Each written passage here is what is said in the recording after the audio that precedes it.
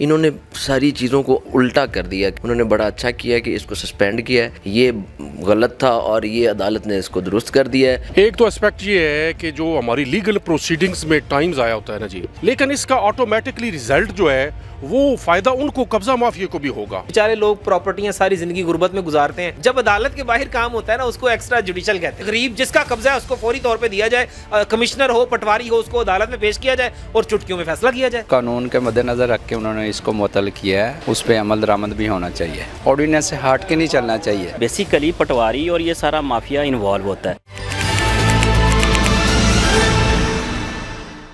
अस्सलाम वालेकुम नाज़रीन, मीडिया 92 के साथ मैं हूं आपकी होस्ट चंदा बुखारी। नाज़रीन, इस वक्त मैं हाई कोर्ट में मौजूद हूं और जैसा कि आपको पता है कि Punjab protection of ownership property ordinance 2025 की मुअत्तली कर दी गई है। इस बारे में मरीम नवाज़ का ये कहना है कि कानून साजी करना आइन का हक है, लेकिन इसके साथ साथ उन्होंने ये भी बोला है कि इससे मरीम नवाज़ की दाद को कोई भी फ़ायदा नहीं पहुँचने वाला है, बल्कि जो कब्ज़ा और लैंड माफिया है उनको खासा जो है फ़ायदा हासिल होगा। इसके साथ साथ उस्मान बुखारी का भी यही कहना था कि इससे हमें तो कोई नुकसान नहीं होगा, लेकिन कब्ज़ा माफिया जो है और लैंड माफिया जो हैं उनके काफ़ी हाथ जो हैं वो खुल जाएंगे। आइए चलते हैं वकला से, जानते हैं कि आखिर वकला इस बारे में क्या राय रखते हैं। अस्सलाम वालेकुम। वालेकुम। कैसे हैं आप? अल्हम्दुलिल्लाह जी। सर, क्या कहेंगे, इस ऑर्डिनेंस की मुअत्तली कर दी गई, आपको क्या लगता है कि ये सही फैसला किया गया?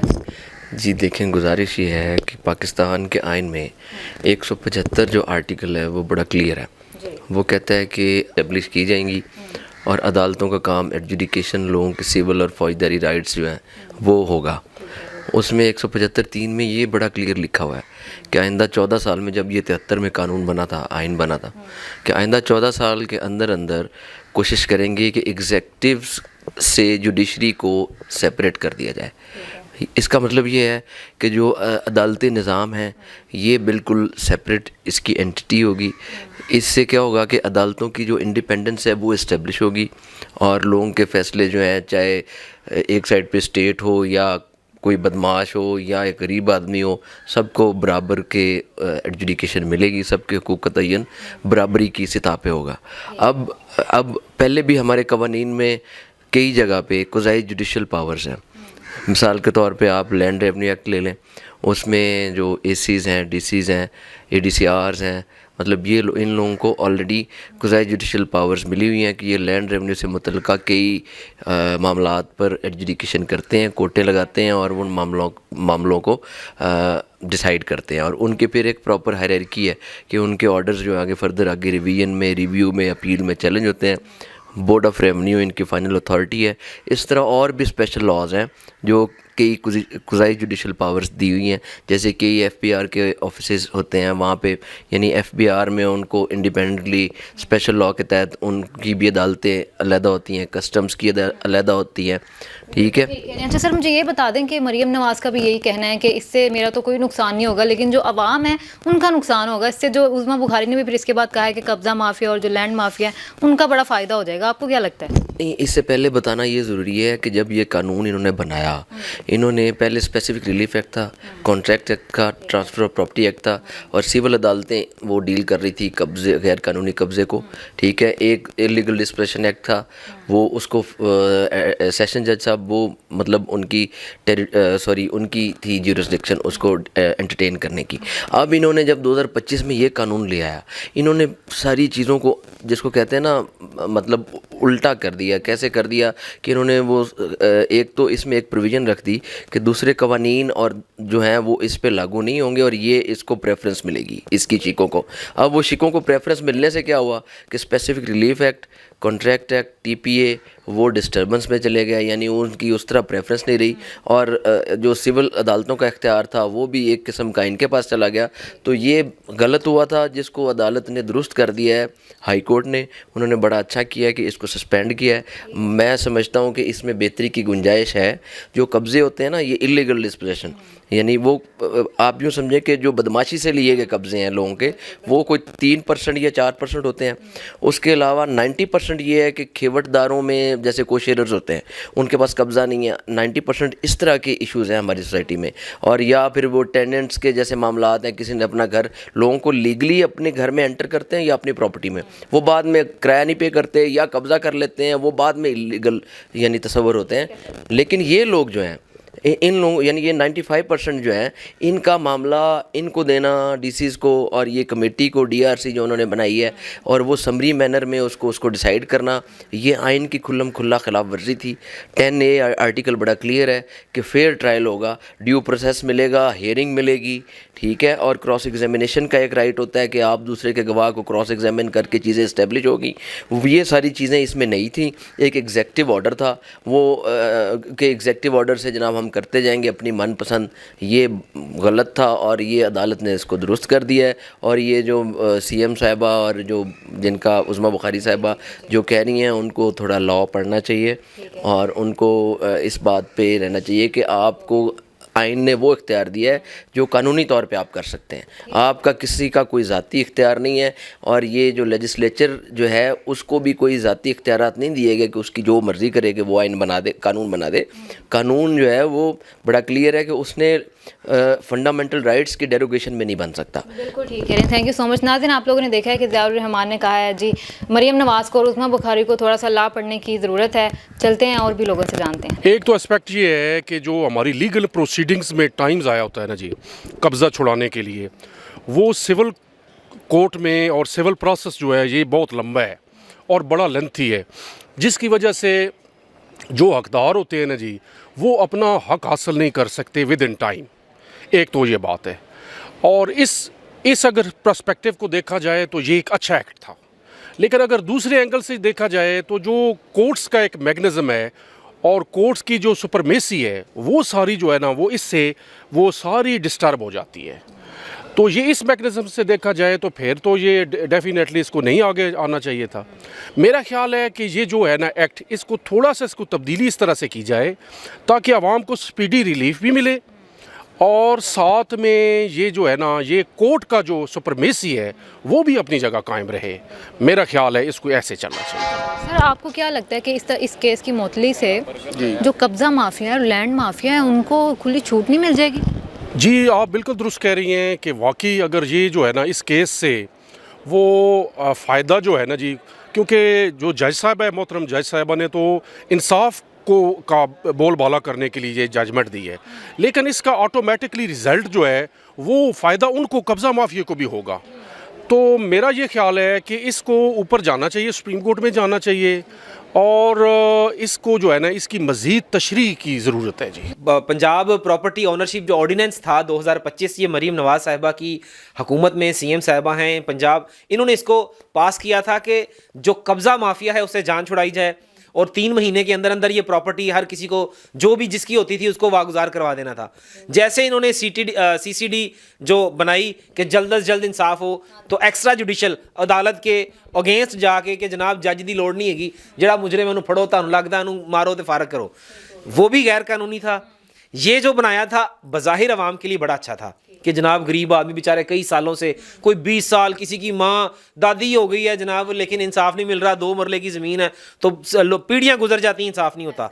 बज़ाहिर कानून बड़ा अच्छा था, लेकिन इसमें एक चीज़ थी कि जो आलिया नीलम जस्टिस हैं, मुअज़्ज़िज़ अदालत की जज साहिबा हैं, चीफ जस्टिस हैं लाहौर हाई कोर्ट की, बड़ी मैं उनका एहतराम से नाम ले रहा हूँ, उन्होंने जैसे ये बड़ा बोल्ड फैसला किया कि जनाब सीएम साहिबा ने जो वैसे तो जो कानून होता है वो असेंबली बनाती है, कानून साज असेंबली ही कानून बनाती है, तो इन्होंने कानून बनाना था, इन्होंने बिल पास कर दिया, ऑर्डिनेंस जारी कर दिया, इन्होंने इसको रिजेक्ट कर दिया। मैं समझता हूँ कि बड़ी दिलेराना फैसला किया कि जनाब ठीक है जी।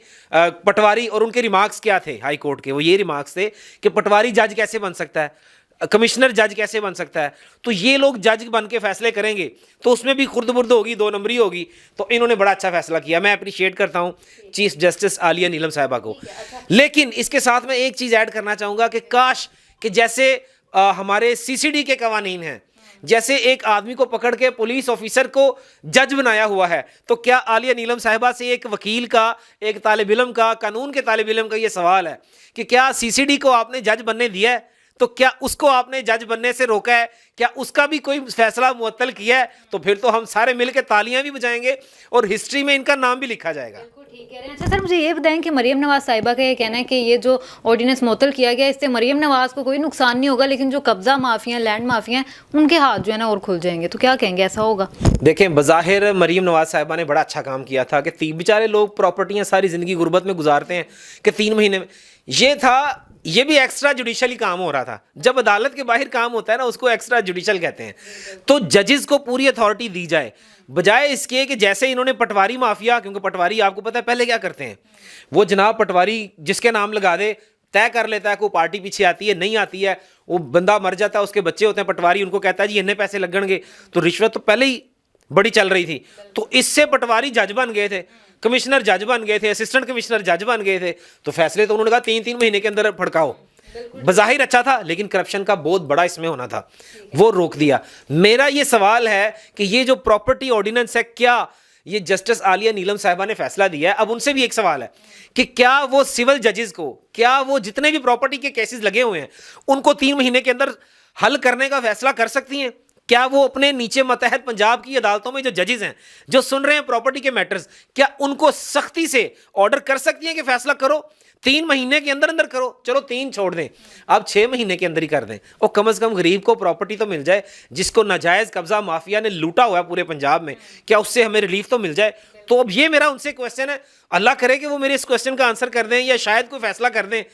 तो आप इसके बारे में आप मुझे बताएं कि और मैं इसके बारे में क्या कहूँ, यही मेरा क्वेश्चन है उनसे। अच्छा सर, लास्ट पे आपने ये बताना है कि उस्मा बुखारी साहिबा ने जब ये मुअत्तल किया गया ऑर्डिनेंस, तो वो कहती हैं कि हम नहीं चाहते कि किसी भी गरीब की ज़मीन जो है वो कोई भी हथिया ले, और हमें पता है कि कब्ज़ा माफिया के पीछे कौन है। तो क्या आपको लगता है कौन है? देखें, कब्ज़ा माफिया, पहली बात तो ये है कि मैं बात करूँगा, अगर ये कब्ज़ा माफिया की बात करें, सबसे बड़ा कब्ज़ा माफिया तो जनाब खुद ही हैं कि जो एक हुकूमत थी बनी हुई बनी बनाई, उसके ऊपर कब्जा कर लिया है 17 सीटों की पार्टी ने। तो ये तो एक सियासी जवाब था। अवामी जवाब ये है कि जनाब आपने ये बात की कि जनाब वो कब्ज़ा माफिया कौन है आपको पता है, तो आप उनको पकड़ें, आप हुकूमत में हैं, आप उनके खिलाफ कार्रवाई करें। आप जो हाई कोर्ट का फैसला आया है, आप CCD पर भी गौर करें, आप जजेस को पूरी अथॉरिटी दें। मैं समझता हूँ अगर मरीम नवाज साहिबा बेशक सियासी हमारी मुखालिफ हैं, मैं उनको ये कहता हूँ कि चलें ठीक है जी, कौम की बेटी हैं आप, हमको मानते हैं, आप CM की सीट पर बैठ गई हैं, अल्लाह ने आपको बिठा दिया जिस तरीके से भी बिठाया, आप जाते जाते एक नेकी कर जाएं, क्योंकि आपकी हुकूमत खत्म हो जानी है, हमेशा तो नहीं यहाँ पे सीट रहनी। आप जाते जाते एक नेकी कर जाएं पूरी आवाम के साथ, आप जजेस को पूरी फुल अथॉरिटी दे जाएं। आप जजेस को पूरी पावर क्यों नहीं दे रही हैं? जो आप CCD को दे देती हैं, जो आप जनाब किसी एक छोटे इदारे को दे देती हैं, पटवारियों को दे देती हैं, आप जजेस को फुल फॉर्म दें, फुल पावर दें। आप पंजाब असम्बली में ये गरीबों के लिए कानून क्यों पास नहीं हो सकता कि 3 महीने के अंदर ये जजेस फैसला करें? तो मैं समझता हूं कि हम खुद मरीम नवाज साहिबा की तारीफ करेंगे कि जनाब CM साहब ने ये काम कर दिया गरीबों के लिए, और यार सारे तारीफ करो यार इनकी कि यार ये अच्छा काम कर रही हैं। लोग इनको टिकटॉकर कहते हैं, लोग इनको बातें करते हैं, इन सारी बातों का एक ही जवाब है, CM साहिबा जजेस को फुल अथॉरिटी दे दें और ये कानून पंजाब असम्बली से पास करवाएं। ये पंजाब असम्बली से अपनी तनख्वाहें 100-100 गुना, 200-200, 300-300 गुना बढ़ाने का बिल पास हो सकता है। क्या गरीब आदमी के लिए ये बिल पास नहीं हो सकता कि 3 महीने के अंदर अंदर तमाम अदालतें पाबंद हों कि गरीब जिसका कब्जा है उसको फौरी तौर पे दिया जाए, कमिश्नर हो पटवारी हो उसको अदालत में पेश किया जाए और चुटकियों में फैसला किया जाए? कैसे हैं आप? बिल्कुल खैरियत, ठीक ठाक, शुक्र। सर, हाई कोर्ट ने जो फैसला किया है, जो ऑर्डिनेंस मुअत्तल कर दिया है Punjab protection of ownership property का, क्या कहेंगे इस बारे में? हाँ बिल्कुल, उन्होंने कानून के मद्देनज़र रख के उन्होंने इसको मुअत्तल किया है। आलिया नीलम साहबा ने बहुत अच्छा फैसला किया है, उस पर अमल दरामद भी होना चाहिए।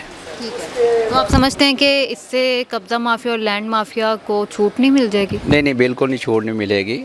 हाँ जी, बिल्कुल इसमें कोई उनको छूट नहीं मिलेगी, क्योंकि लॉ एंड ऑर्डर के मुताबिक ही चलना चाहिए ना, को मनमानी तो किसी को नहीं करनी चाहिए। हाँ जी सर, आप फिर क्या कहना चाह रहे हैं कि जो मरीम नवाज़ का ऑर्डिनेंस था वो बेकार था?